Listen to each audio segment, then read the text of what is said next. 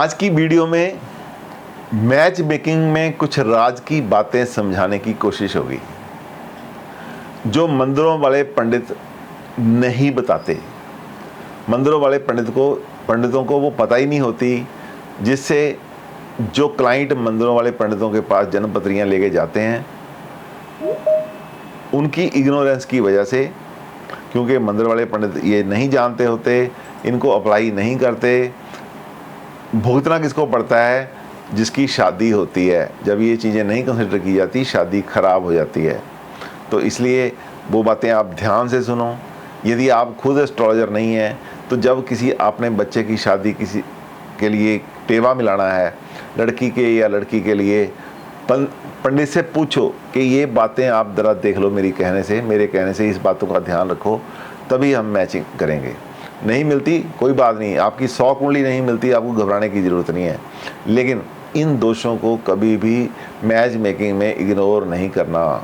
जो आज आपको करवाने जा रहा हूँ बहुत ही ज़्यादा इम्पॉर्टेंट है, जो आप देखेंगे कि बहुत से लोगों को इसके बारे में मालूम नहीं होता। जब हम ट्रेडिशनल पंडितों से शादी करवाते हैं, शादी का मुहूर्त निकलवाते हैं, तो उस समय वो क्या गलती करते हैं आपको बताता हूँ। वो क्या करते हैं, पंचांग उठाते हैं, पंचांग में देखते हैं शादी के मुहूर्त कब हैं, और वो चुपचाप आपको बता देते हैं कि ये शादी के मुहूर्त हैं। जैसे अभी आपको बताता हूँ, पंचांग में भी ऐसे ही होता है, जैसे जो मैं आपको करके बताऊंगा ऐसे ही पंचांग में होगा।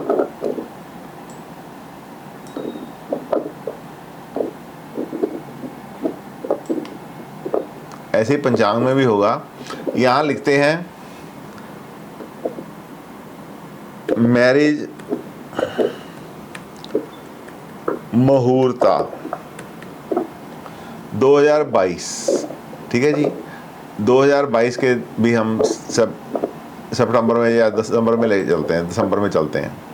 ये दिसंबर हो गया, तो आपको 2022 के दिसंबर के ये मुहूर्त आ गए, किसी भी पंचांग में ले लो, आपको निकल जाएगा। 2022 के ये मुहूर्त इसने इधर दे दिए कि ये है।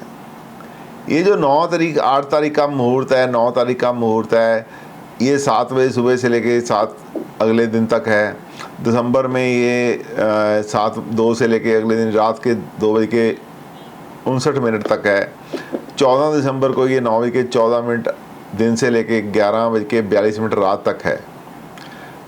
तो ये क्या है? ये कॉमन मुंडेन मुहूर्त है। कॉमन मुंडेन मुहूर्त आ गया जो इन्होंने निकाल दिया। लेकिन ये मुहूर्त हो सकता है कि आपको फिट ना आए, क्योंकि आपका जो राशि चार्ट है वो और है। ये मुंडेन मुहूर्त है जो सबके लिए उन्होंने अच्छा दे दिया। बहुत जगह हम ये देखते हैं कि जब शादी हुई, विवाह मुहूर्त निकलवा के किया गया, डेट निकाल के किया गया, फिर भी शादी में पॉसिबिलिटीज प्रॉब्लम्स आई। तो क्या है, तो ये बड़ी दुविधा होती है कि यार सारा कुछ ठीक किया फिर भी हमें प्रॉब्लम आ गई। तो मैं आपको बताता हूँ, भारतीय संस्कृति के अनुसार विवाह दाम्पत्य जीवन का श्रेष्ठ स्वरूप है, इसलिए कहा गया है, अर्थात धन्यो गृहस्थ आश्रम, अर्थात ये समाज को अनुकूल व्यवस्था प्रदान करने और नई पीढ़ी को योग्य और श्रेष्ठ बनाने हेतु विवाह संस्कार के लिए सुयोग्य दिशा प्रदान करता है। हिंदू धर्म के 4 संस्कार ब्रह्मचर्य, वानप्रस्थ, विवाह एंड संन्यास आश्रमों की श्रेणी में विवाह संस्कार का महत्वपूर्ण स्थान रहा है। निर्माण के अंतर्गत विवाह संस्कार के पारिवारिक व सामूहिक प्रयोग सफल व उपयोगी सिद्ध हुए हैं। इसलिए जब भी विवाह संस्कार की रीति अपनाई जाती है तो विभिन्न कर्मों का निराधारण करना अत्यंत आवश्यक होता है। ये इसमें सबसे बड़ा इम्पोर्टेंट है त्रिबल शुद्धिकरण, जो मैं आपको बताना चाहता हूँ। शादी से रिलेटेड त्रिबल शुद्धिकरण। त्रिबल शुद्धिकरण क्या होता है? दूल्हा और दुल्हन के अनुरूप विवाह का समय निकालना। दूल्हा और दुल्हन के अनुरूप विवाह का समय निकालना, उसमें हमारे ऋषि मुनियों ने किया है कि दूल्हे और दुल्हन की राशि ले लो, दूल्हा और दुल्हन की राशि ले लो।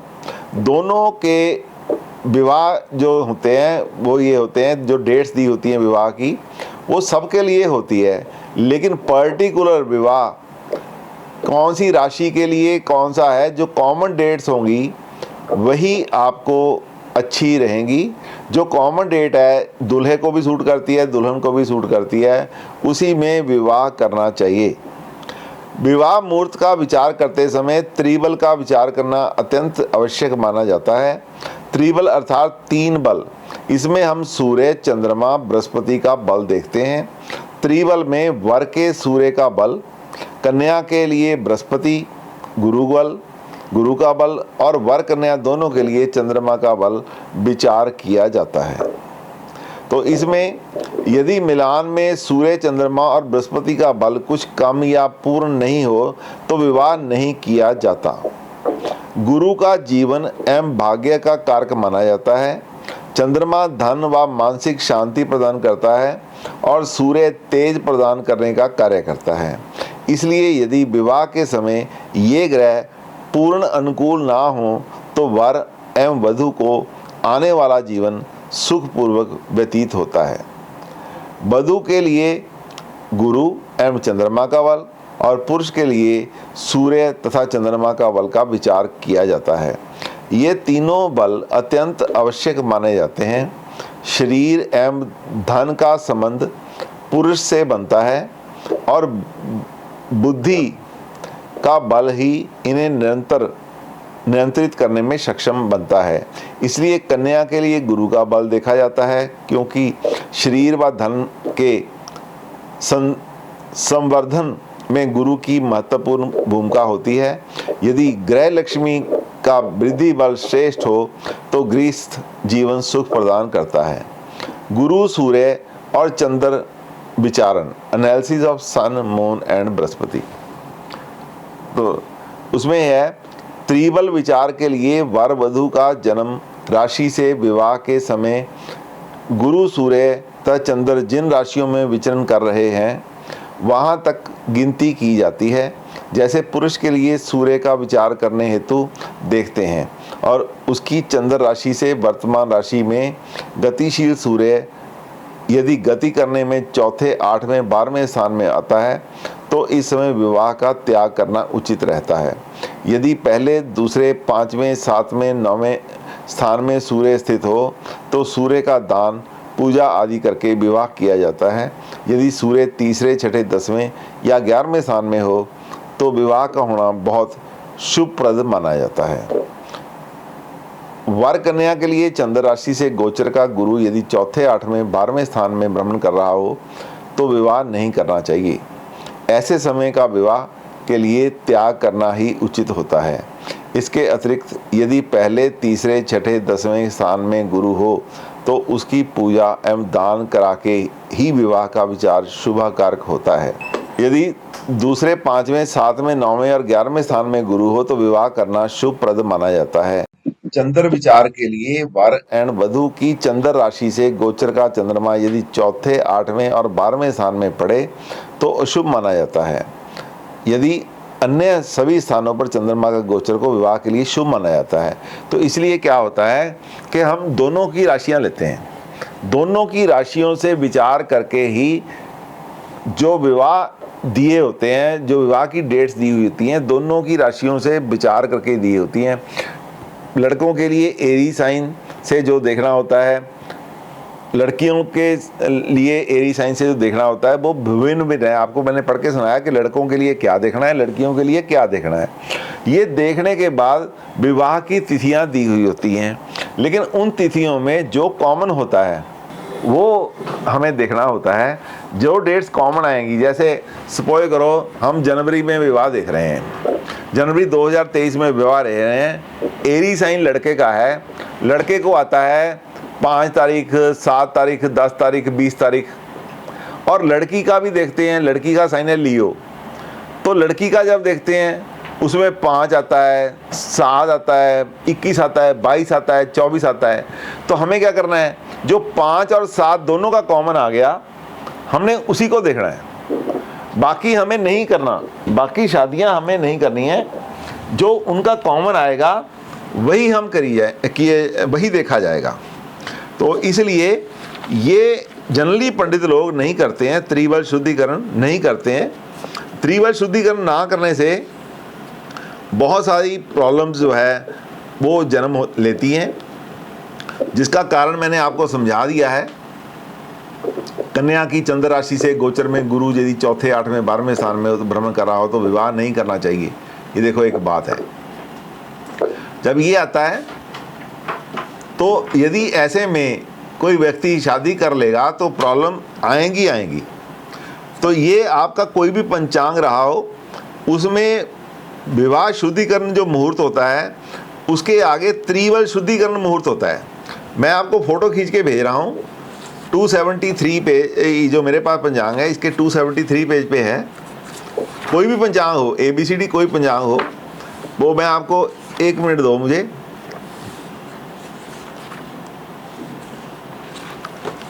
तो फिर आपको ना थोड़ा आसानी हो जाएगा।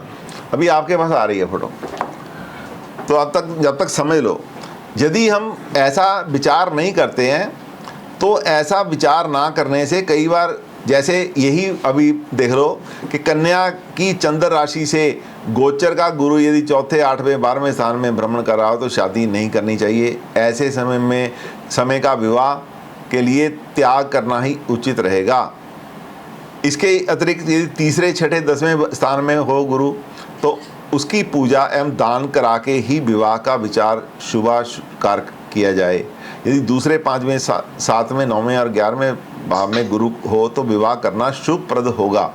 अब जो ये त्रिबल शुद्धिकरण दिया होता है तो इसमें इन चीज़ों का ख्याल करने के बाद ही डेट्स दी जाती हैं कि लड़के के लिए कौन सी, इस राशि के लड़के के लिए कौन सी डेट है, इस लड़की के लिए इस महीने की कौन सी डेट सूट करती है। तो ये कभी भी हम जब कर रहे हैं इसके बाद का ध्यान रखना है। त्रिबल में वर वधू की राशि के आधार पर 3 ग्रहों को देखा जाता है। यदि इन 3 ग्रहों का तीनों के ग्रह शुभ हैं तो विवाह करना शुभ है, परंतु यदि किसी ग्रह की शांति की जानी हो तो उस समय ग्रह की पूजा एवं शांति के स्थान उस समय से संबंधित वस्तुओं का दान करने के पश्चात ही विवाह करें।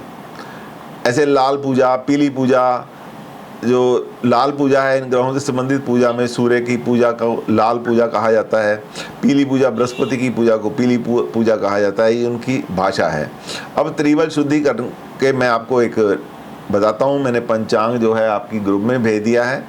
वर की राशि में सूर्य 3, 6, 10, 11 यदि पंचांग में आपको नहीं मिलता तो आप खुद देख सकते हैं।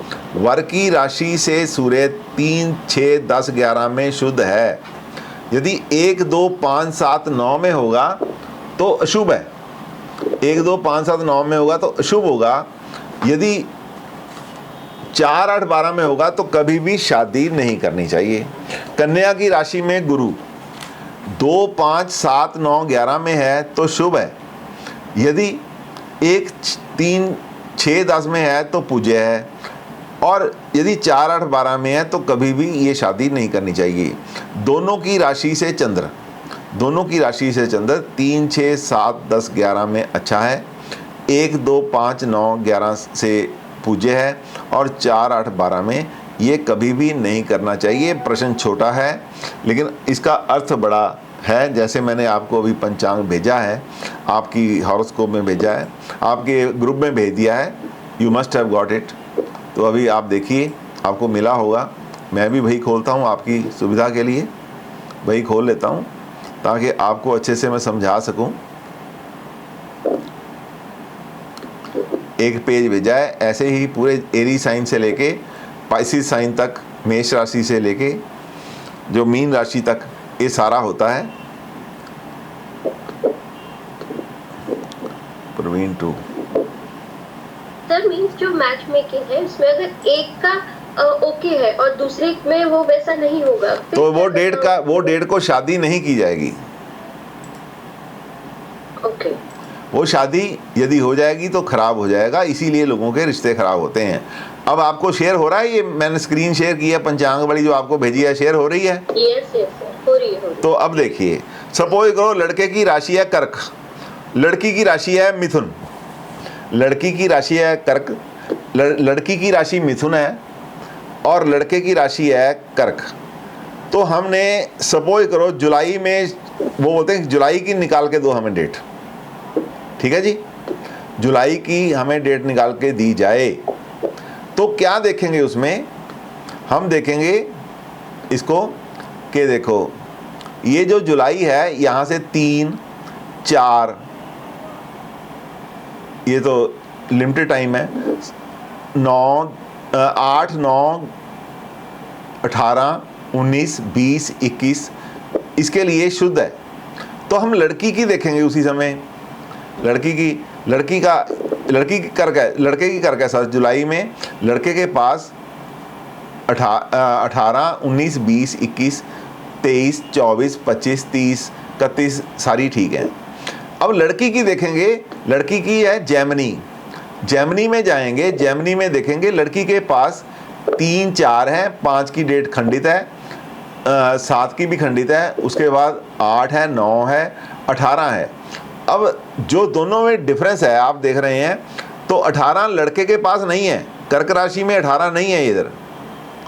यदि हम 18 तारीख की शादी करेंगे तो नहीं हो सकती, जबकि लड़की की इसमें है 18 जुलाई में, 18 है, 18, 19, 20, 18, 19, 20 कोई एक ऐसी कॉन्ट्राडिक्टरी डेट देखो कहाँ पे है नहीं, लड़की की कॉन्ट्राडिक्टरी डेट देखो। मैं आपको समझाना चाहता हूँ, जो बात समझाने वाली है, सिंपल सा देख लेते हैं, कोई सिंपल सा महीना देख लेते हैं। 3, 4, 5 नहीं है, 3, 4, 5 जो 3, 4 यदि 5 नहीं है तो उसका होना मुश्किल है। अब फरवरी की डेट देखो, अब फरवरी के पास चलते हैं, फरवरी में लड़की के पास 6, 7, 15, 16, 22 और 23 है। यदि लड़के के पास चलते हैं, फरवरी के पास केवल 4 दिन है, 6 है, 7 है, 9 है, 10 है। अब वही डेट रखी जाएगी तो दोनों में कॉमन है, 6 और 7, जो दोनों में कॉमन है वही रखी जाएगी।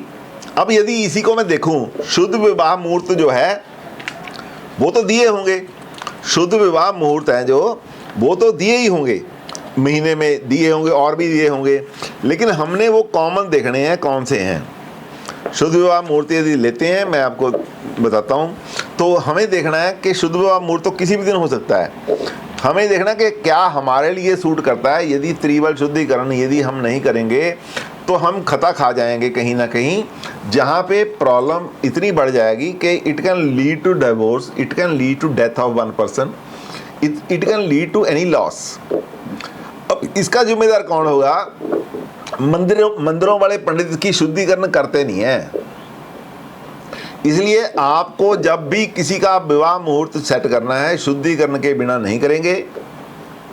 जो कॉमन डेट्स होंगी वहाँ पे आप जाएंगे,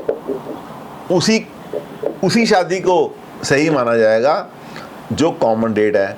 फिर हम एक और करेंगे, जिनके समाज में अग्नि के साथ फेरे लिए जाते हैं, वहाँ पे हम देखेंगे कि पंचक ना हो, ऐसा मुहूर्त ना हो जो पंचक में आता हो।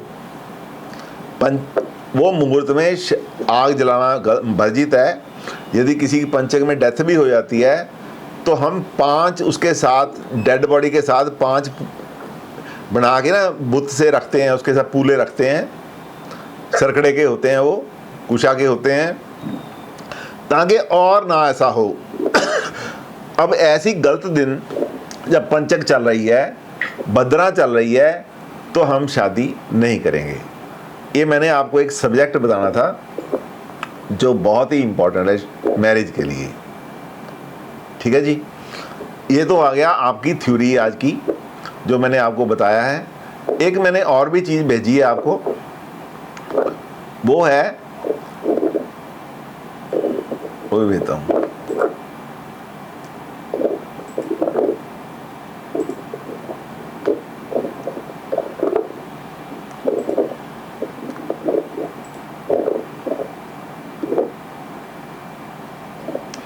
स्त्री दूर दोष का कथन, ये है स्त्री दूर दोष का कथन। इसको मैं लेता हूं पेज विड्थ पे। ये बहुत इंपॉर्टेंट चीज़ें हैं जो आपको बता रहा हूं। यदि कन्या के जन्म नक्षत्र से वर का नक्षत्र प्रथम 9 नक्षत्रों के भीतर हो तो ये स्त्री दोष होता है, ये अति निंदनीय होता है। यदि लड़की का जो भी जन्म नक्षत्र है, यदि एरी जैसे पोए करो, एरी साइन में लड़की है और उसका जो जन्म नक्षत्र है वो पहला नक्षत्र है, अश्विन नक्षत्र है, तो उससे 9 नक्षत्र आगे अश्लेषा नक्षत्र तक के बीच में लड़के का नक्षत्र होना चाहिए। ये अच्छा नहीं माना जाएगा। यदि वो लड़के का नक्षत्र होगा तो अच्छा नहीं माना जाएगा। अश्विन नक्षत्र से अश्लेषा तक लड़के का नक्षत्र नहीं होना चाहिए। कई बार हम देखते हैं कि लड़की का नक्षत्र भी वही है, लड़के का नक्षत्र भी वही है, तो देखो नाड़ी दोष तो आता है। लेकिन अब क्या करते हैं, हम कंप्रोमाइज़ करते हैं। कंप्रोमाइज़ कैसे करते हैं? लड़का लड़की लव बर्ड हैं, उनके लिए कोई कानून ही नहीं होता। लड़का लड़की में से कोई ऐसा है जो लड़की वाले देखते हैं ऐसा लड़का दोबारा नहीं मिलेगा, यार कंप्रोमाइज़ कर लो। पंडित जी से पूछते हैं, पंडित जी बोलते हैं कि यार ठीक है, नक्षत्र तो सेम है, इनके पद अलग अलग हैं, क्योंकि विधान है कि पहले पद वाले का दूसरे और तीसरे पद वाले के साथ रिश्ता नहीं होता, सेम नक्षत्र वाले का, और दूसरे और तीसरे पद का आपस में नहीं होता, चौथे पद वाले का भी तीसरे और दूसरे से नहीं होता। तो ये विधान बीच में से निकाल के शादी कर देते हैं, लेकिन इसके दूरगामी रिजल्ट निकलते हैं। कहीं ना कहीं जाके हस्बैंड वाइफ में से कोई ना कोई बीमार रहने लग जाता है। तो उसी तरह हम देखते हैं बहुत सी पत्रियों पे हमने देखा है कि जहाँ पे लड़की के नक्षत्र से लड़के का नक्षत्र 9 नक्षत्रों के अंदर अंदर पाया जाता है, वहाँ पे प्रॉब्लम्स आती हैं। ये अति निंदनीय है, ये नहीं होना चाहिए। अब सेकंड क्वेश्चन है, यदि कन्या के जन्म नक्षत्र से वर का जन्म नक्षत्र द्वितीय नवक हो, द्वितीय नवक मतलब 10 से लेके 18 तक हो, 10 से लेके 18 नक्षत्रों के बीच में हो, तो ये मध्यम फल प्रदान करता है। यदि अब यही नक्षत्र जो है, अब केतु का पहला नक्षत्र अश्विन होता है, दूसरा कौन सा होता है नक्षत्र सामने वाला 10 नंबर कौन सा होता है? मघा। और लास्ट में बुध का कौन सा होता है जी? ज्येष्ठा। अब यदि ज्येष्ठ, मघा और ज्येष्ठा के अंदर अंदर जो 9 नक्षत्र पड़ते हैं वो मीडियम मिलान है, वो मीडियम मिलान है, मध्यम फल कारक है। अति उत्तम क्या है? अति उत्तम है कि जो त्रिनवक हो, त्रिनवक तृतीय नवक हो। यदि कन्या का जन्म नक्षत्र वर के जन्म से वर का जन्म नक्षत्र तृतीय नवक 19वें नक्षत्र से लेके 27वें नक्षत्र के बीच हो। अब जैसे हाँ जी, लास्ट रेवती बोला तो मूला आपका आ गया 19वां नक्षत्र, केतु का तीसरा नक्षत्र मूला बनेगा। मूला से रेवती के अंदर 27वां नक्षत्र बुध का आ गया।